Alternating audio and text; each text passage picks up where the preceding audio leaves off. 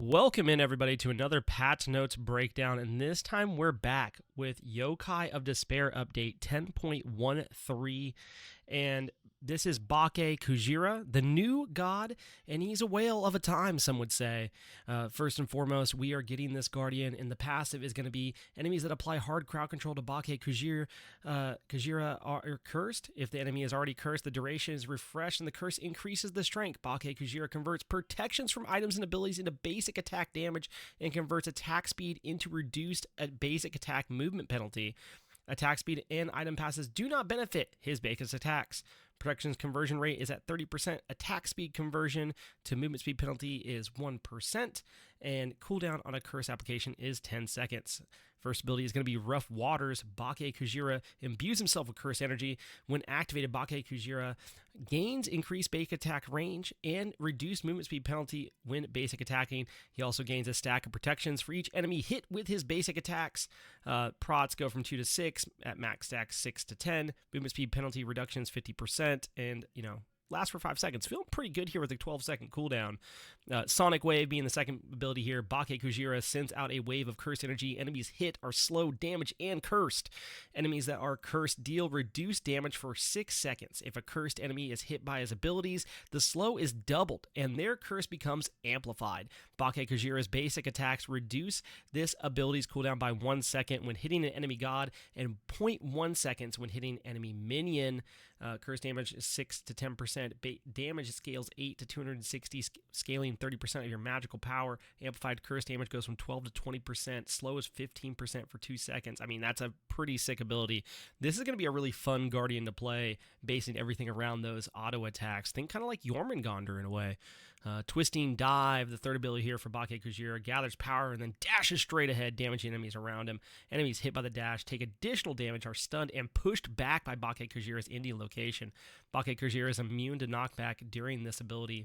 Splash damage is 55 to 175 plus 20% of your power, and dash damage is 80, scaling to 40 and 30% of your magical power. The stun scales from 0.5 to 1.5 seconds. It's going to be a pretty nice stun there. And the ultimate Yokai's Lament. Bake Kujira begins to sing for the next 5 seconds, gaining bonus attack damage, basic attack damage, increasing the basic attack range to 20, and distorting a large area around himself with sound waves. Enemies between 20 to 50 units will gain a stack of time dilation every 0.25 seconds. Think Oleron ult, causing all of their actions to happen more slowly. Leaving the time dilation area will cause the stacks of time dilation to decay over time. Enemies within 20 units will not be time dilated, but instead take increased damage. That time dilation debuff is 10% slower per stack, max at 4 stacks. Basic attack damage increase 20 to 60%, and nearby enemy damage increase from 5 to 15%. Get a look here at a few of the skins, along with our next VTuber collaboration here. New Milan skins with alternate arts of a bunch of the skins here. And then we're getting Wacky Slappy Heimdallr, which I don't know how to feel about, and Cybernetic Overlord Hades for this V-Sojo event. Stay on the lookout. Duel getting a ton of changes here. They are going to make it where 32 of the most played gods are automatically banned. You will still have the 12 bans along with that. So 32 gods off the list, 12 more to go. We're going to see a lot of switch up here in Duel, and I think this is what people wanted to see in the Duel community. I think this is absolutely huge. On her, Hades, Hoi, Bastet, Ullr, Anubis, Bakasura, Poseidon, Mama, Amon, Scotty, Freya, Raijin, Kronos, Jingwei, Arachne, Pele, Muzenkob, Morgan Le Fay, Set, Heba, Alquang, Hera, all banned away here. Conquest, they're changing a little bit XP to those mid harpies, and Crimson Totem getting a reduced magical lifesteal. Meanwhile, some item nerfs for Typhon's Fang, decreasing the magical power, reducing that magical lifesteal. Same type of things happening to Vampiric Shroud, Bloodstroke Shroud, Enchanted Trinket getting the decrease as well, along with Pythagorean's Peace. All these because of mage solos, along with that Breastplate of Valor is going to get some decreased prots and decreased MP5. But we're going to see buffs to warrior items, and some of these assassins like these items too. Looking at Berserker's Shield getting decreased cost, increased health. Glad Shield getting decreased cost, increased health. Phalanx getting decreased cost, increased health.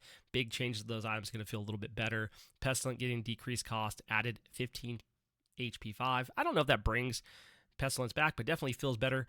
Archdruid's Fury is going to feel better, getting a little bit of extra prots for physical and magical. And then Dawnbringer added 15 HP 5. Dawnbringer is a slept-on item. Look forward to seeing that get picked up a smidge more.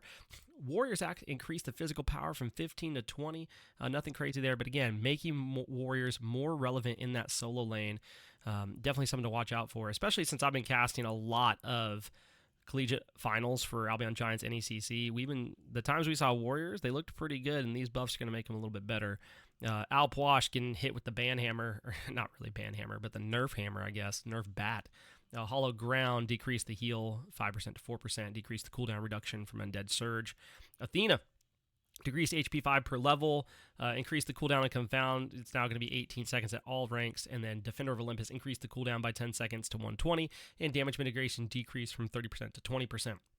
Chernobog, also getting hit with that nerf, increased cooldown to 120 seconds on the ultimate, reduced movement speed from 20 to 15%, decreased damage mitigation from 10 scaling to 20, now 5 scaling to 15. All good changes here. Mammon getting hit on Madam Fangs, decreased the bonus mark damage from 5 to 2.5% and removed the base damage from the mark damage. Poseidon, changing tides, decreased bonus ability damage on max tide from 20 to 15%, and Trident increased the cooldown to 15 at all ranks and decreased the base damage. Raijin, Percussive Storm decreased the base damage, now 30 to 90. Ratatasker, Acorn Blast decreased the damage from 70 to 170 plus 60% of the physical power, now 70 to 150 and 55% of the power. Actually, a little bit surprised to see the Ratatasker nerf. I think he's good, but the rest of these are picks have been just picked all the time. You got to get him out of that solo lane and get him more where they're usually attributed to. For God buffs, we're going to see Achilles changed max targets on that heal now to 4 at all ranks for Radiant Glory. Combat Dodge decreased the cooldown. I think Achilles was already in a decent place. I think this is going to make Achilles feel a lot better. Bellona, Scourge, increased the heal on the third hit of that basic attack, now 20 to 36 on the scale. Eagle's Rally increased the damage, scaling 150 to 550 now, a little bit of extra damage. Tyr, Fearless, increased the physical power scaling on Assault stance from 50 to 55% and decreased the cooldown on both stances to now 15 scaling down to 13 seconds. Mulan, Train Arc, decreased the requirement for the second rank of Sword and Spear to 1500 damage. Decreased the requirement to third rank of Sword and Spear to 4500 damage. I mean, those are going to feel a lot better getting those online a little bit earlier. Mulan could be a menace in this solo lane. Gilgamesh getting a buff here. Haven't seen that in a long time. Sunforged Scimitar increased the damage to lane minions by 15%, now 40%. Reduced the HP 5 to 10 to 30, but then changed the HP 5 to be active at all times during that. Loki increased the base damage 35 to 95. The sneaky trickster man himself going to be a little bit better. Raven, the god that has been maybe the most controversial here this season with changes back and forth. Prana Onslaught increased the scaling from 90 to 95. Mystic Rush increased the scaling to 100% to 110% of that physical power. And then you have Sylvanas, Nature's Graph. Stun now no longer is reduced by DR. Huge change to Sylvanas here. Going to feel a little bit better. And then Geb, Shockwave increased damage and max range of this ability from 70% to 80%. Stone Shield decreased that cooldown from 18 to 17 seconds. I saw some Geb play last night, and Geb's going to feel a lot better here. Apollo increased physical power scaling from 85% to 90 on So Beautiful. Across the Sky decreased that mana cost from 40, now 20 plus the mana per second. Medusa, Viper Shot, increased base damage per shot, now scaling from 20 to 40, decreased mana cost to 50 at all ranks on that. And Acid Spray decreased mana cost from 40 scaling lane to 60 now.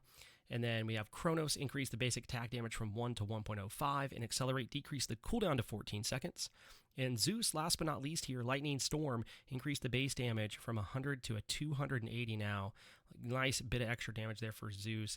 Excited to see some ADCs getting a little bit of a buff here. Excited to see mages getting moved out of that solo lane. I think we're going to have a much healthier version of Smite.